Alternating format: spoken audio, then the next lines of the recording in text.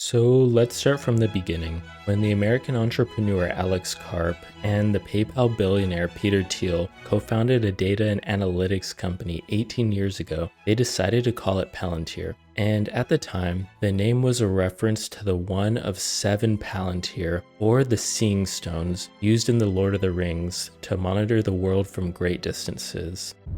A Palantir is a dangerous tool, Saruman. Why? Why should we fear to use it?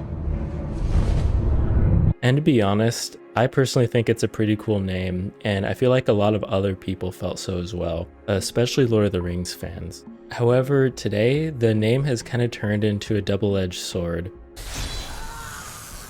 Just as the Seeing Stones in Tolkien's novels were used for both good and evil, there have been lots of conflicting opinions on the morality of Palantir. And recently, Karp was at an FT Weekend festival in London where a group of angry protesters assembled. The reason? Well, during the pandemic, Palantir was asked by the UK government to run its vaccination data platform. And as Alex Karp has stated, if you were vaccinated in the UK, you used us. And Palantir is currently bidding for a $360 million contract to manage the National Health Service data. And the NHS, if you're curious, is a publicly funded healthcare system in England and one of the 4 national health service systems in the United Kingdom. And it seems that they're likely going to win, considering that their pandemic platform works so well. And indeed, Palantir has already poached senior NHS officials. But part of what is sparking all the protests is that the company was initially funded by the CIA,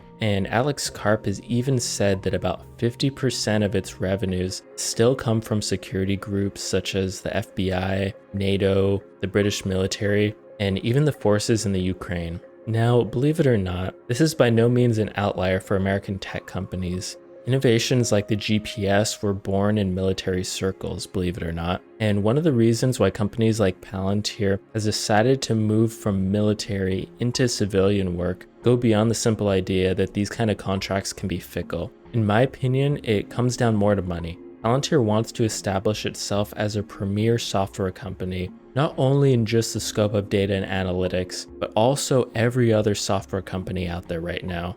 And to do this, Palantir understands that they need to extend their reach beyond government contracts and into commercial businesses, and eventually even down to the individual consumer level. But that's probably still a ways away for the time being. Moreover, in Alex Karp's eyes, the fact that Palantir partnered with the CIA should reassure rather than distress NHS users in the UK. After all, Alex Karp has said that the CIA will only deal with entities that can keep data ultra secure and segmented, and who will not sell data to others. And presumably, this is what the NHS wants to do.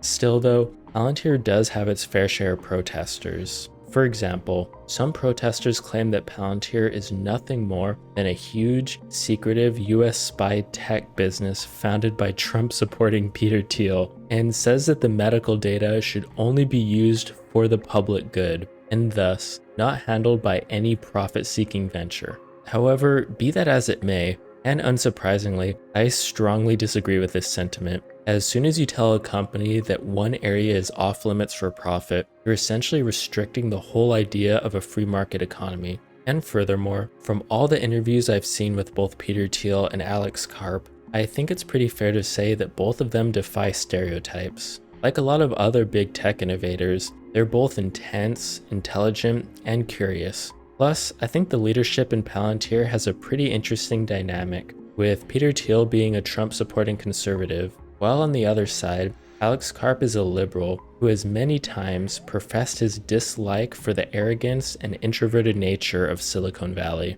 And personally, I think because of this interesting political dynamic that Palantir has with their leadership, the company itself won't stray too far in one political direction, which is overall a net positive. Because if you follow politics and the progression of tech companies even just a little bit, you'll already know that Silicon Valley leans heavily to the left side of the political aisle. And be that as it may, Alex Karp has also stated that he is also proudly loyal to the US government and ready to help Washington to secure policy, Just as an example, Palantir's data services were actually able to help track down Osama bin Laden and are now currently being used to back the Ukraine army. And while I personally think Palantir's software is overall going to have a net positive for the United States and the world, there are still plenty of protesters who decry the use of Palantir's software to track and support undocumented migrants in the United States. And at the end of the day, whether you think it's good or bad that Palantir helps carry out US government business,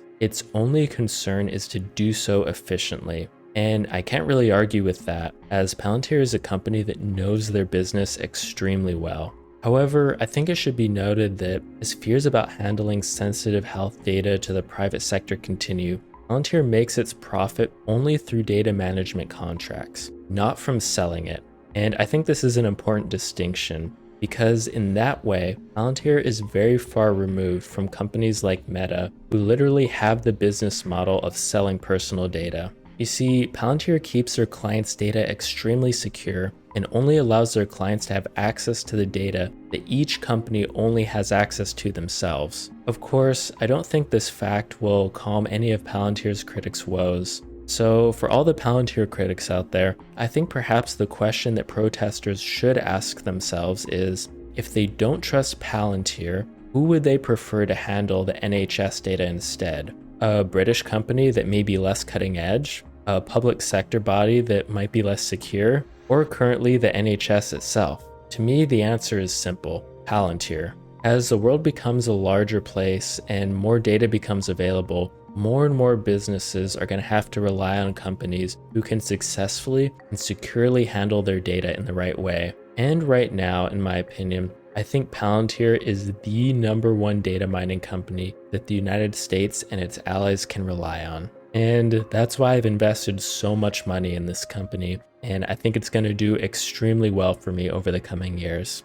But yeah, I think that'll wrap up the video for today, guys. Thanks as always, and I'll catch you next time.